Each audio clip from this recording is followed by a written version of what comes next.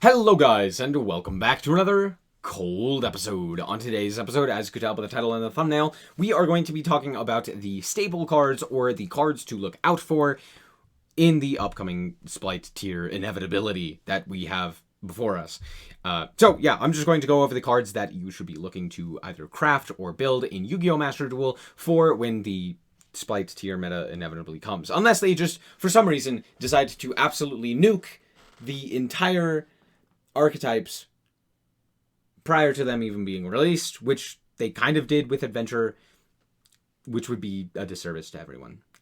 Because honestly, the meta that we have right now is not the greatest, and the Spright tier meta is honestly incredibly cool. It's super fun.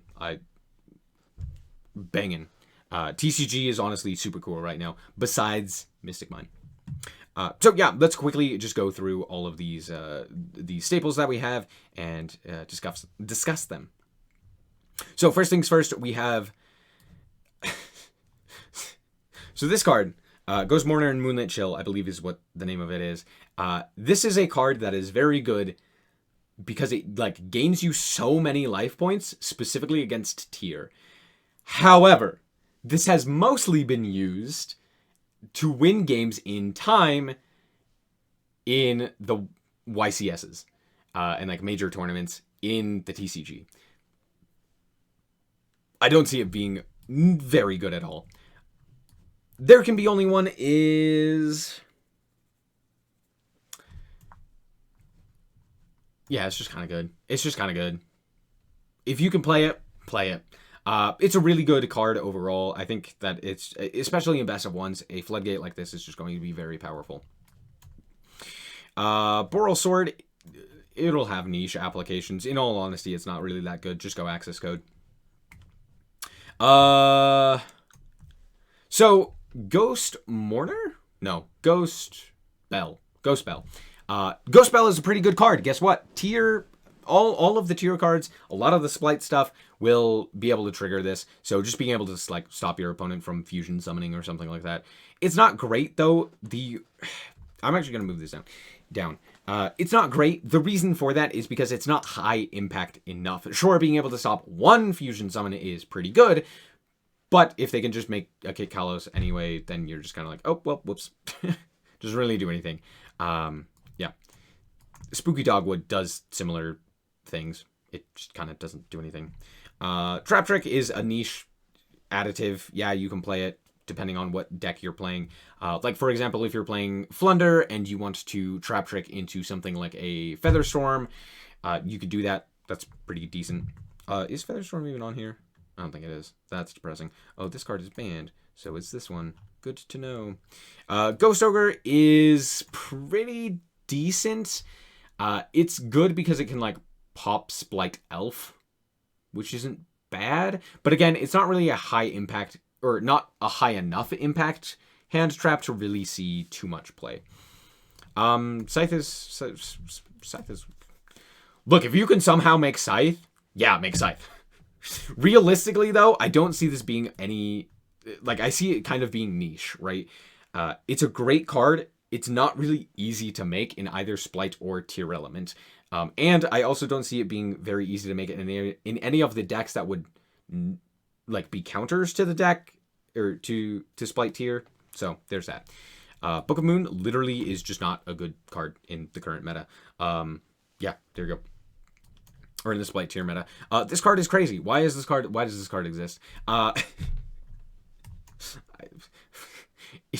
Look, if you can play a counter or a deck where you can just set cards, this card is absolutely crazy. If you play, I don't think Flunder could play this necessarily, but a whole bunch of other decks, a whole bunch of control decks could play this.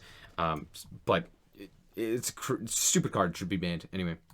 Cosmic Cyclone honestly is still pretty bad. We don't have Mystic Mine, so just play Twin Twister. Speaking of Twin Twister is actually pretty good. It's just good in general. It hits a lot of different cards, specifically Floodgates, which will be pretty prominent due to the fact that you can just make your turn one board and then... Actually, no. It's mostly going to be prominent because it counters Spright and tier, as you can see up here. So having access to it is pretty good. Crossout will be better, but not crazy. Currently, it's limited to 1, but since you are more likely to see more mirror matches, it does get a little bit better than it is currently. So there's that. Ash Blossom will, I mean, look, it's Ash Blossom with Maxi, of course. Of course. I don't think Maxi is on here now that I'm looking at this. Obviously, we know where Maxi goes. S tier, you know, right up here. Next up, we have Gamma. Gamma is actually very good, just in general. I'm going to put it in the Spright tier counter. It hits a lot. Like, a lot of cards. Yeah. It just stops so much. It gets bodies off of the field specifically. So if your opponent were to normal summon something like a Nimble Beaver, and then, you know, try and grab another Nimble Beaver and you go Gamma there, all of a sudden they're cut off of 2s, and they'd have to have something like a starter or another 2 that they could special summon, which really cuts off the Spright stuff. Against tier, it's not nearly as good. Sure, you could hit something like a, I don't know, like a fusion summon, maybe? Yeah, it doesn't really do much. But specifically against Spright, it's very, very strong. Duel and Lockbird is good. It's just a good card. Specifically, again, against Spright, you are able to hand trap them pretty effectively, and just like turn off a lot of the searches. Because like blue searches out Jet, which then searches out Smashers or searches out Starter. So, you know, that's like a very common combo. We also have access to like the frog stuff, so you could go like Swap Frog, which then could search out like, no, what am I thinking? Something else searches out Swap Frog. I don't know. Anyway, but there are a few things that Droll actually. I'm trying to think now. Does Droll hit much? Droll actually doesn't do all that much now that I'm thinking about it. This is more of like a counter to, like, it's still good. But it's more of a counter to Flunder now that I'm thinking about it. It still does hit Spright pretty well, but not exceptionally. Yeah, it's still very good, and I think it's one of the hand traps that's worth playing. Lancia is an interesting card because most decks aren't going to be banishing anything. In fact, they're going to want to keep most of their stuff in the graveyard due to Spright Elf being able to access them. But it is great against Flunder, so there's that. Pot of Desires is a crazy card. Why does this card exist? Don't know. Anyway, play Pot of Desires, you know? That's a back row removal. That's also a card that exists. Dweller is just so very good against tier. It's basically an FTK. Make Dweller, activate its effect, watch your opponent writhe in pain. Yeah, this just like absolutely destroys tier. This is a card that you could legitimately just make and then just that's it. You could just make this and hope that your opponent is playing tier, and then if they're not, L. But if they are, you just kind of win. You just kind of stare at them. Link Karibo is still like a niche card. It's fine. Saryuya, same with this one. I cannot remember the name of this card, so I can't remember what it does. Anyway, Called By is absolutely goated.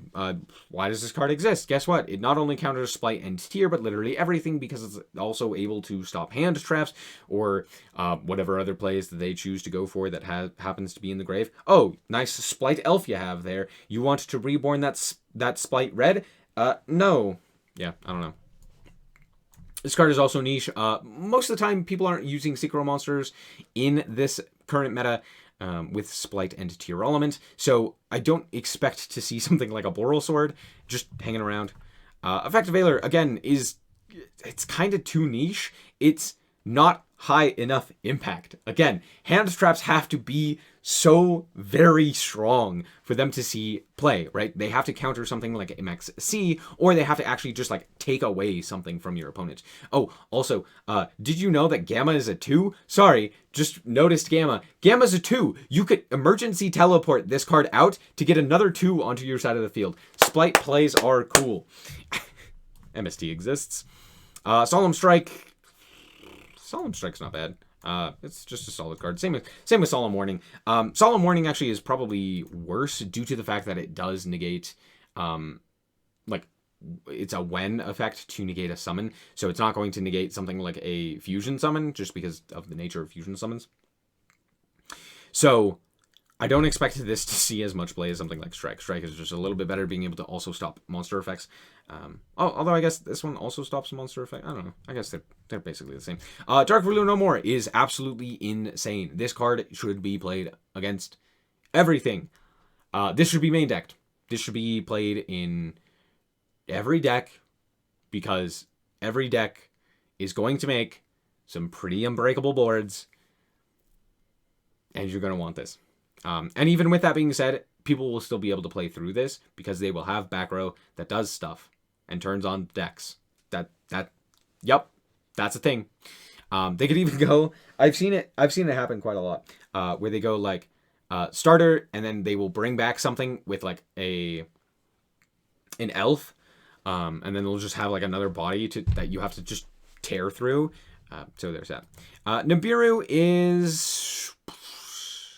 is interesting. It's still one of the best hand traps overall. It just kind of, Nibiru, goodbye board. But it doesn't quite do as much because oftentimes people are able to just continue playing the game, or they end on like Gigantic, or like they go to Gigantic prior to the 5th summon, which means that they are locking everyone out of summoning Nibiru. So there's that. But even with all of that being said, if your Spright opponent is not very smart, as we've seen in YCSs, just Nibiru. Nibiru just works. So all in all, I don't expect the Yu-Gi-Oh player base to be very good, so I do expect them to play into Nibiru when they shouldn't be. They shouldn't. So yeah, there's that. Union Carrier is actually very good. In tandem with, I saw it on here earlier. There it is. In tandem with the Buster Dragon Sword thing. I don't know if either of these will get banned, but if they are still legal as they are in the OCG, I do expect these to be very good. You're able to make them pretty consistently, especially in tier, but also both in tier and Spright. Absolutely insane way to just lock your opponent down, because both of those strategies really rely on the extra deck. So there's that. One thing okay, it is there. Yeah, so all in all, insane. Yeah, Evenly Matched is just another insane board breaker. Similar in nature to the Dark Ruler No More, but the difference is that you can't activate a Dark Ruler, or you can't activate something like an Evenly Matched going third, like on your third turn. So like if you go first, you have your board, you're interacting with the opponent. You can't just like drop a Evenly Matched, whereas you can with Dark Ruler, which does come up more often than you might think. So all in all, it's still very, very strong and just able to wipe boards. Dimension Shifter should be played by basically everyone if you can. This card is absolutely crazy. It stops Tier Element, and it doesn't really stop Spright, but it does stop Runic Spright in particular. So yeah, this card is just absolutely insane. Expect to see it against everything that isn't tier. Expect to see it in basically everything that isn't tier. I've seen people even main decking this in Spright to specifically hit tier, so there's that. It's not really a good choice, but it's mostly in the side deck. It's still insane. Why does Foolish Burial exist? What the flip? Chalice is just, it just doesn't do enough. Yeah, we're not dealing with one monster. We're dealing with like 7. So yeah, one Chalice isn't going to be enough. Also, I think that Forbidden Droplets does fall down quite a bit. I think normally I would have ranked this really high, but the thing is, Forbidden Droplets in the Spright tier stuff, while it's good, it just doesn't do enough, right? Again, you're having to contend with a lot of stuff, right? Really big boards, and you kind of need as much hand advantage as you can get. And since it doesn't send for effect, you're not being able to trigger something like a Spright, or sorry, like a tier. So there's that. You also can't like, oh no, you might be able to trigger something like a Nimble Angler, but that's beside the point. Access Code it's still good. It's still a good card. Apollousa actually does become niche. It actually does fall off quite a bit. The reason for this is mostly due to the fact that, like, it's not niche. It's still good, but it does fall off quite a bit. Similar to Access Code, just due to, like, Spright stuff and the way that Spright works. It's like, you're more likely to go into something like Avramax, which is untargetable, indestructible under an IP Mask Arena and what have you, and it's just like a really difficult boss monster to deal with. Whereas something like Apollousa, yeah, sure, having an extra negate or two is very nice, but it's not quite enough. Again, a lot of these boards can be broken pretty easily, whereas, you know, having, again, something that is, you know, Avramax or what have you, is very strong. Dagda is going to be very niche in tandem with the Scythe. Cerberus is just not gonna cut it. Sky Striker card. Chaos Hunter is interesting. I do expect it to see a bit more play due to the fact that, again, just preventing your opponent from banishing things. It's kind of like, it's kind of similar in nature to Lancia, but you also get a body onto your field, which isn't bad, but yeah, not being able to banish things is not great. Zeus is still Zeus. Zeus. Double A Thunder God, the King. Thank you. Tornado Dragon just it doesn't do anything. Sphere Mode is actually Sphere Mode is actually so good. And the reason for this is because of specifically Runic Spright. Runic Spright, which probably won't be a thing at the first release of the Spright stuff, although it might be. Runic Spright is absolutely crazy. It's such a good deck. It's an insanely strong control strategy. And you can just main deck Sphere Mode. Fantastic. That means it's going to be pretty good. IP Mask Arena is goated. Holy crap. This will be played in just about everything to go into anything because Sprights. This card is specifically going to just be a card for Flunder, pretty much. Also, Pot of Prosperity exists. There you go. Pot of Prosperity. Don't know why you're here. I don't know why this is on here. This is not a staple. I don't know when this was made. Anyway, Winter Cherries is such an interesting card. I honestly would say it's probably worth considering this card specifically in tier to hit Spright Elf. Because not only can you actually play Spright Elf yourself in tier element and have it be useful because you can bring back Merly or whatever it's called. On top of that, you can call the Spright Elf and lock your opponent out of utilizing Spright Elf. It's, you know, themselves.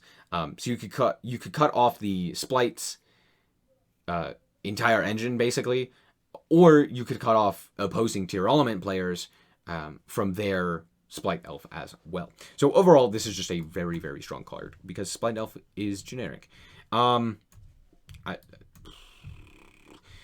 Soliak exists, or Soliak, I think that's what it's called. Tier element does end their board oftentimes with a counter trap or with a trap. And more recently, they have also been adding in crime, which is, that sounds really weird out of context. But crime is the counter trap. So having red reboot is really strong against tier element. Against Spright, not so much, but specifically against tier element, having red reboot is very strong. Triple Attack is just an insane card. There is so many opportunities for your opponent to interact with you on your turn utilizing a monster. And being able to either steal an opponent's monster, which is pretty good. But more importantly, being able to rip a card out of their hand is also very good. And just getting hand knowledge to craft your board accordingly is very strong. This is actually a pretty decent card.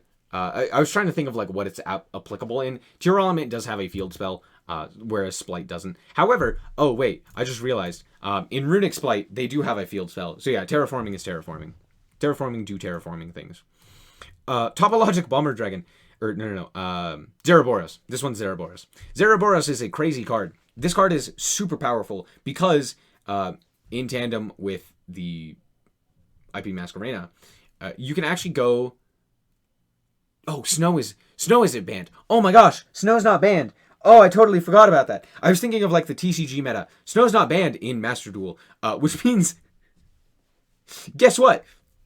You go into this guy with something like an IP Masquerena on the opponent's turn, and then you can bring back Snow, because reasons. You can bring back Snow, and all of a sudden, boom, your entire opponent's field is gone, and then you can bring back this monster and make it really big, bungus. So, yeah, that's fair. Also, the fact that it banishes is absolutely crazy. All in all, this card is going to be good. Harpy's Feather Duster. Harpy's Feather Duster is absolutely crazy, especially in best of ones. Being able to just blow out the back row is so powerful. Imperm does lose a lot of its power because, again, it's not really high impact enough. Spright Elf protects from targeting, so you can't really target something with that. It's still good, like, it's still very good, but it does lose a bit of its power. Normally, I would put this in, like, S tier, absolutely insane, but in this specific meta, it does happen to fall off a little. The Nightmares are fine. They're nothing crazy. Actually, Nightmare Unicorn can still be made using, like, the IP Masquerena to shuffle things away, which is still a very good card. This is Vanity's Ruler? Yeah, I think this is Vanity's Ruler. Vanity's Ruler is kind of niche. Oftentimes you're not going to be playing it just because, like, it's just a dead card unless you have very specific hands. But it's not bad. Just kind of not as good. Mind Control is actually pretty...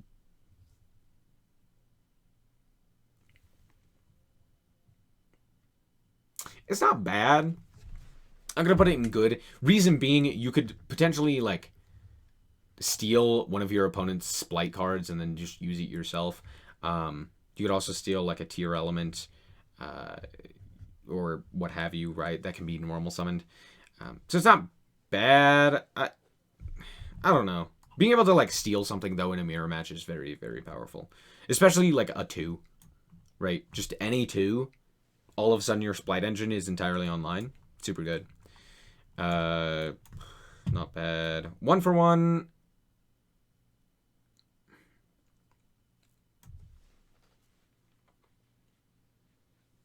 Yeah, 1-for-1's not bad. However, neither of the top 2 decks would utilize it, so it's not crazy. Fairte.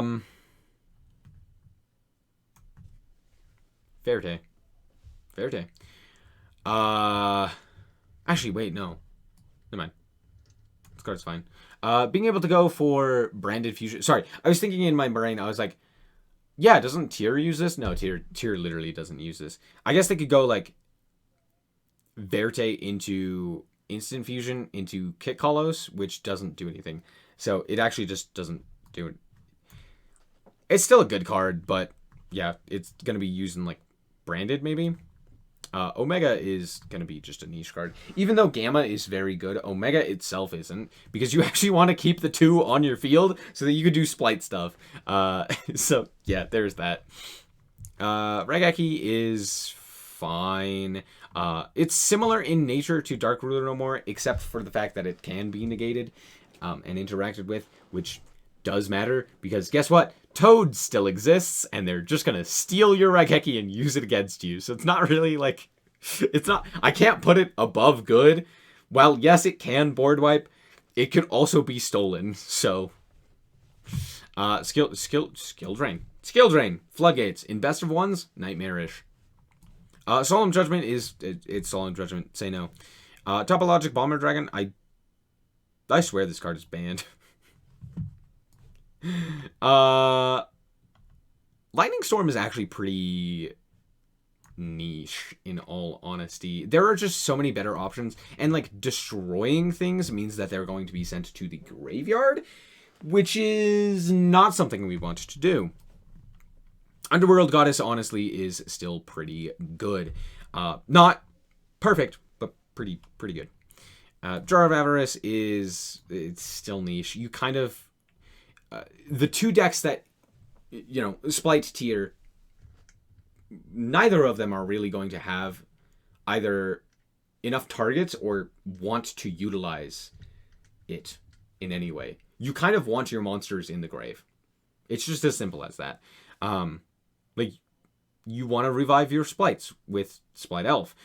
You want to revive you want to shuffle back your Tour Elements for fusion summons, so you want to keep them in the grave, right? So just, yeah, not really good. Oh, Maxi is on here. Yeah, Maxi. Yeah, Cockroach.